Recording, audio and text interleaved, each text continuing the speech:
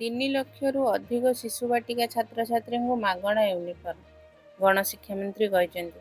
ଭୁବନେଶ୍ୱର 21/8/2025 ଓଡ଼ିଶା ସରକାର 45,000 ପ୍ରାଥମିକ ସ୍କୁଲରେ ପଢ଼ୁଥିବା 3 ଲକ୍ଷରୁ ଅଧିକ ଶିଶୁ ବାଟିକା ଛାତ୍ରଛାତ୍ରୀଙ୍କୁ ମାଗଣା ୟୁନିଫର୍ମ ପ୍ରଦାନ କରୁଛନ୍ତି। ଛାତ୍ରଛାତ୍ରୀମାନେ ୟୁନିଫର୍ମ ପାଇଁ 1,000 ଟଙ୍କା ପାଇବେ, ଯାହାଦ୍ୱାରା ସେମାନେ ସ୍କୁଲ ଯିବାକୁ ପ୍ରୋତ୍ସାହନ ମିଳିବ। ସେହିପରି ଆଗାମୀ ଦିନରେ ସେମାନେ ଯାଦୁଇ ପିଟାରା ଏନ୍ସିଇଆରଟି ଦ୍ୱାରା ମଧ୍ୟ ମିଳିବ ବୋଲି ଗଣଶିକ୍ଷା ମନ୍ତ୍ରୀ ନିତ୍ୟାନନ୍ଦ ଗଣ୍ଡ କହିଛନ୍ତି।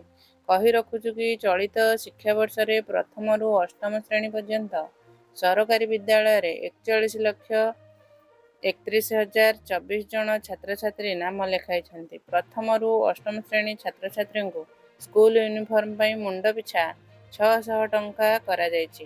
କିନ୍ତୁ ଶିଶୁ ବାଟିକା ପାଇଁ ସ୍ୱତନ୍ତ୍ର ପାଣ୍ଠି ନଥିବାରୁ ଏଥିପାଇଁ ପାଣ୍ଠି ଅନୁମୋଦନ ଦେବାକୁ ଓସେପା ପକ୍ଷରୁ ଚିଠି ଦିଆଯାଇଛି।